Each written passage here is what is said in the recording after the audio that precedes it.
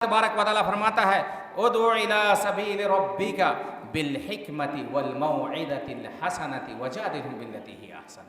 یہ سلف صالحین، یہ قرآن کریم کا حکم ہے۔ اللہ کے رسول صلی اللہ علیہ وسلم سب سے پہلے مخاطب ہیں، آپ کے بعد صحابہ اکرام، تابعین، تبع تابعین، اور ہم تمام لوگ اس سے مخاطب ہیں۔ اور اس میں کوئی شک نہیں کہ اس منہج کو، قرآن کریم کے اس منہج کو سلف صالحین نے اتم طریقے سے، اچھے طریقے سے اپنایا تھا۔ اللہ تعالیٰ فرماتا ہے قُلْ هَٰذِهِ سَبِيلِي أَدْعُو إِلَى اللَّهِ عَلَىٰ بَصِيرَةٍ أَنَا وَمَنِ اتَّبَعَنِي۔ یہ میرا راستہ ہے، اے نبی صلی اللہ علیہ وسلم آپ کہہ دیجئے کہ میرا راستہ ہے جس کی طرف میں بصیرت کے ساتھ، علم کے ساتھ، دانائی کے ساتھ، حکمت کے ساتھ لوگوں کو دعوت دیتا ہوں، میں اور میرے جو پیروکار ہیں، یعنی صحابہ اکرام کے بعد تابعین، تبع تابعین، رحمہم اللہ رحمۃ واسعہ۔ معزز بھائیو دوستو، باتیں ہو رہی ہیں، میں اپنے اصل موضوع کی طرف آتا ہوں۔ دو چار نقطہ، دو چار پوائنٹ آپ کے سامنے رکھوں گا اور میں اپنی بات کو ختم کروں گا۔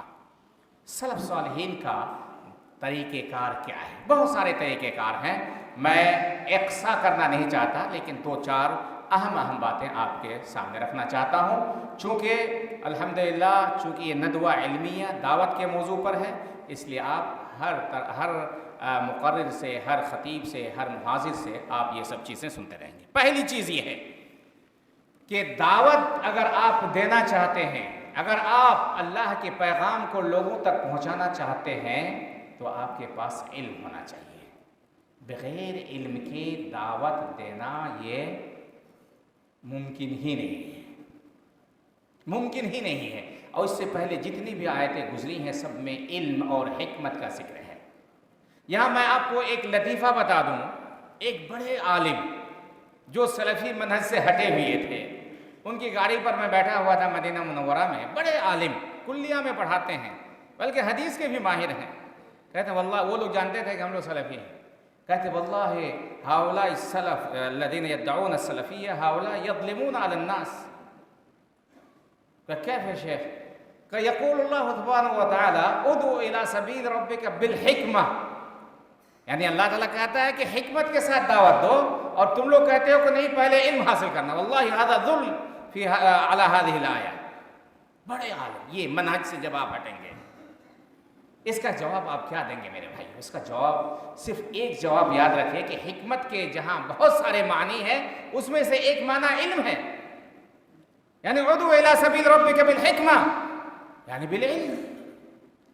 حکمت سے بہت سارے معنی آتے ہیں، بہت سارے معنی اہل علم نے ذکر کیا ہے، لغویین نے، اس میں سے ایک معنی علم ہے، اور علم کے بغیر دعوت و تبلیغ یہ ممکن ہی نہیں ہے۔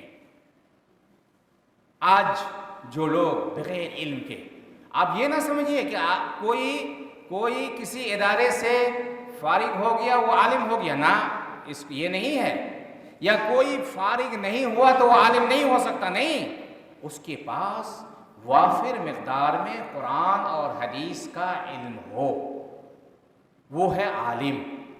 یعنی میں یہ نہیں کہتا کہ آپ مدرسے میں نہ جائیں یا بغیر مدرسے کے آپ عالم ہو سکتے ہیں، نہیں، یہ نہیں، یہ ممکن ہی نہیں ہے۔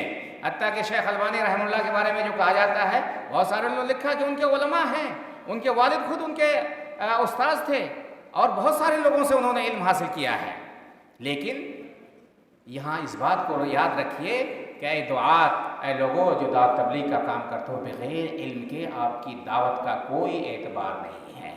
اللہ تبارک و تعالیٰ فرماتا ہے ادعو الی سبیل ربک اللہ تعالیٰ فرماتا ہے قل ھذہ سبیلی ادعو الی اللہ علی بصیرۃ انا ومن اتبعنی۔ بہت مشہور آیت ہے۔ بصیرت کے ساتھ نبی سے اللہ تبارک و تعالیٰ کہلوا رہا ہے کہ آپ اعلان کر دیجئے کہ میں بصیرت کے ساتھ میں دعوت و تبلیغ کا کام کر رہا ہوں، اور میں ہی نہیں بلکہ میرے جو پیروکار ہیں، بلکہ سب سے پہلے صحابہ اکرام کا بھی یہی عمل ہے، یہی طریقہ ہے، یہی منہج ہے کہ وہ علم کے ساتھ دعوت دیتے ہیں۔ اللہ کے رسول اللہ تبارک و تعالیٰ فرماتا ہے والعصر ان الانسان لفی خسر الا الذین آمنوا وعملوا الصالحات وتواصوا بالحق وتواصوا بالصبر۔ بغیر علم کے آپ دعوت دے ہی نہیں سکتے۔ الا الذین آمنوا سے مراد یہ ہے الا الذین علموا، ایمان کے ساتھ ساتھ علم۔ اسی طرح اللہ کے رسول صلی اللہ علیہ وسلم یا امام بخاری رحمہ اللہ کی بہت مشہور بات، جس کو علم کے موضوع پر جب بھی کوئی کلام کرتا ہے اس کو ضرور لاتا ہے کہ باب العلم قبل القول والعمل، بغیر علم کے آپ دعوت نہیں دے سکتے، بغیر علم کے آپ عمل نہیں کر سکتے، جیسے کہ ہمارے فضیلت الشیخ مزمل الحق مدنی حفظ اللہ ورعاہ بیان فرمائے تھے۔ یہاں میں آپ کو بتانا چاہتا ہوں میرے بھائیوں، یہ اہل علم کی مجلس ہے، یہاں میں بتانا چاہتا ہوں ہمارے وہ بھائی جو کچھ نہیں پڑھے ہوئے ہیں، میں نام نہیں لینا چاہتا، لیکن جب بھی یہ بات آئے گی کہ پڑھے لکھے نہیں ہیں اور دعوتی میدان میں ہیں اور ماشاءاللہ ان کی مجلسیں سجتی ہیں اور بہت شہرت ہے، میں اگر نام بھی نہ لوں تو آپ وہاں تک پہنچ جائیں گے۔ میری مراد ہے برادرز، سسٹرز، یہ لوگ کچھ ان میں سے اچھے ہو سکتے ہیں، میں مانتا ہوں، لیکن اکثر لوگ قرآن پڑھنا نہیں جانتے، اکثر لوگ علم سے ناآشنا ہیں۔ اگر وہ دعوت کے میدان کو سنبھال لیں گے، اور بہت سارے میں نے کبھی واٹس ایپ وغیرہ میں دیکھا ہے، خاص کر کے ہمارے بنگال میں ان کا خطبہ جمعہ میں نے سنا ہے، سبحان اللہ، بہت شرم آتی ہے، قرآن پڑھنا نہیں جانتے، حدیث پڑھنا نہیں جانتے، پڑھتے کچھ کوئی آیت ترجمہ کہیں اور کا کرتے ہیں۔ یہ لوگ کسی بھی اعتبار سے دعوت کے لائق نہیں ہے، اور میں مدارس اور گاؤں کے ذمہ داروں کو میں یہ کہنا چاہتا ہوں کہ اگر آپ اپنے پروگراموں میں، اپنے جلسوں میں ایسے لوگوں کو بلاتے ہیں جو قرآن پڑھنا نہیں جانتے، ایسے لوگوں کو بلاتے ہیں جس کو حدیث سے کوئی مطلب نہیں ہے، جو صحیح اور غلط کے درمیان تمیز نہیں کر سکتے، میں اپنی بات بتاتا ہوں، جلسوں میں میرا جانا ہوتا ہے، 5 منٹ 10 منٹ جب وہ بولتے ہیں، وہ غزل اور نعت اور فلاں غلط چیزوں کے علاوہ جب بھی وہ کوئی تقریر کرنا چاہتے ہیں، اللہ 10 منٹ میں آپ کی طبیعت مقدر ہو جائے گی۔ ایسے لوگوں کو اگر آپ بلاتے ہیں، کس لیے بلاتے ہو میرے بھائیوں؟ یہ چندہ آپ نہیں کر سکتے، یہ اردو والے، یہ اچھے علماء چندہ نہیں کر سکتے، اور لہرا کر چندہ کرنا ضروری ہے۔ میں نے ایک پروگرام کیا تھا، ہمارے شیخ متی الرحمان، شیخ تنویر وغیرہ سب گئے تھے، اتفاق سے چندہ کرنے والے ایک مقرر تھے لیکن وہ آئے نہیں، دوسرے تھے وہ کہیں سفر پہ چلے گئے۔ تو جتنے لوگوں نے تقریر کی، اخیر میں جا کر کے 2 منٹ 3 منٹ، تمام لوگ موجود ہیں یہاں پہ، 2 منٹ 1 منٹ تمام لوگوں نے چندہ کیا۔ الحمدللہ، چندہ کسی کے کہنے سے نہیں ہوتا ہے، اگر آپ کا عمل اچھا ہے، آپ اچھی طرح ادارہ چلا رہے ہیں تو لوگ آپ کو چندہ ضرور دیں گے۔ اس لیے ایسے لوگوں کو اپنے اس میں نہ بلائیں، اور برادر سے، سسٹر سے آپ ضرور بچیں میرے بھائیوں۔ آپ کے پاس کوہنا مشق علماء اکرام ہے، زندگی بھر بخاری پڑھا رہے ہیں، تفسیر پڑھا رہے ہیں، آپ ان سے سنیں گے یا وہ لوگ جو علم سے بالکل ناآشنا ہے، کبھی مکتب تک نہیں گیا، کہیں جانتا نہیں ہے، اور وہ سلفیت کا دعویٰ کرتے ہیں، سلفیت کا دعویٰ کر کے ایسے مسائل ذکر کرتے ہیں جو شرم آتی ہے۔ وہ سلفیت کے مسائل کبھی نہیں ہو سکتے ہیں، وہ خوارج کے مسائل ہو سکتے ہیں، وہ جہمیہ اور معتزلہ کے مسائل ہو سکتے ہیں، سلفیوں کا منہج اور طریقہ نہیں ہو سکتا ہے۔ لیکن آپ کو غلط چیزیں آپ کے ذہن میں ڈالتا ہے، چرب زبانی کے ذریعے، کسی اور چیز کے ذریعے، اس لیے ایسے لوگوں کو اپنے جلسوں میں، اپنے پروگرام میں بلانا کس قطعی طور پر جائز اور درست نہیں ہے، اچھا نہیں ہے۔ اسی طرح سلف صالحین، داعیوں کو چاہیے کہ دین کے تمام مسائل کی طرف لوگوں کو دعوت دیں۔ دین کے تمام مسائل کی ضرورت ہے، جتنے دین کے جوانب ہیں تمام جوانب کی طرف دعوت دیں۔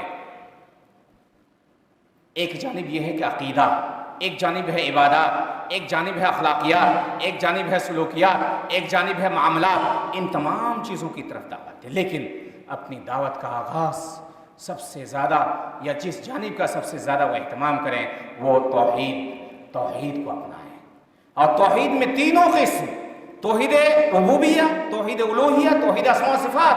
اور میں بتا دوں، یہ کوئی تقسیم نہیں ہے کہ اللہ کی ذات کو ہم تقسیم کر رہے ہیں، بلکہ یہ اللہ تبارک و تعالیٰ کے حقوق کو ہم منظم طور پر بیان کرنے کے لیے اہل علم نے، ابن تیمیہ نے، اس سے پہلے لوگوں نے توحید کی تقسیم کی ہے، منظم انداز میں بیان کرنے کے لیے۔ اس لیے ہمیں چاہیے کہ ہم تمام جوانب کی دعوت دیں۔ یہاں پہ میں آپ کو بتا دوں، بہت سارا منہج ایسا ہے کہ لوگوں کو صرف معروف کی دعوت دیتے ہیں، معروف کی طرف بلاتے ہیں، منکر کی طرف نہیں، منکر سے نہیں روکتے ہیں، یہ بھی خطا ہے۔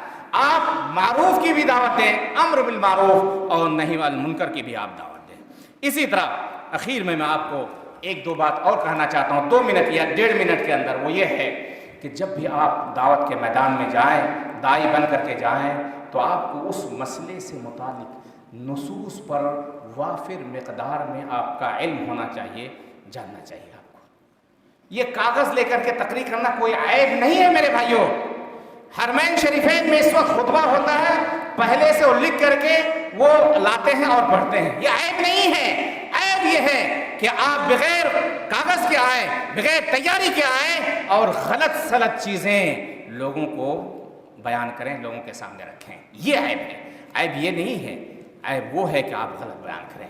اور دعوت کے میدان میں نصوص، اگر یہ چیز دیکھنا ہو تو سعودی مشائخ کے پاس جائیے، ان کے دروس میں بیٹھیے کہ جب بھی کوئی بھی مسئلہ وہ شروع کرتے ہیں، قرآنی آیات، اس سے متعلق جتنی آیتیں ہوتے ہیں پیش کرتے ہیں، احادیث پیش کرتے ہیں، جیسے کہ ابن تیمیہ رحمہ اللہ کا طریقہ آپ دیکھیے، ان کی کوئی بھی کتاب پڑھیے، خاص کر کے اسماء و صفات سے متعلق، تو آپ دیکھیں گے کہ اس مسئلے سے متعلق جتنی آیتیں ہوتی ہیں، جتنی حدیثیں ہوتی ہیں، گویا کہ جیسے کہ آج ایک پروگرام برنامج وغیرہ سے ہم لوگ نکالتے ہیں، وہ فر ان تمام آیات کو ایک طرف سے ذکر کرتے ہیں۔ بلکہ اگر آپ غور کریں گے تو اس میں سورت کی بھی ترتیب ہوتی ہے، سورت تک کی، اور اگر ایک سورت کے اندر 2-3 آیتیں ہیں اس موضوع سے متعلق تو وہ بھی آیات وائز، یہ فلاں آیت 1 نمبر 2 نمبر اس طرح بھی ترتیب دیتے ہیں۔ اس لیے نصوص سے اپنے آپ کو جوڑیے، خاص کر کے قرآن کریم کی آیات اور اللہ کے رسول صلی اللہ علیہ وسلم کی صحیح حدیث سے آپ جڑیے اور اس طریقے کو اپنائیے، انشاءاللہ آپ کامیاب ہوں گے۔ انشاءاللہ یہ قرآن اور حدیث کی دعوت عام ہوگی، تمام لوگ صحیح چیز کی طرف آئیں گے، صحیح منہج کی طرف آئیں گے۔ اللہ تعالیٰ سے ہم دعا کرتے ہیں کہ اللہ تبارک تعالیٰ ہم تمام لوگوں کو ہر میدان میں، بالخصوص دعوتی میدان میں سلف صالحین کی طریقہ کار کو اپنانے کی توفیق عطا فرما۔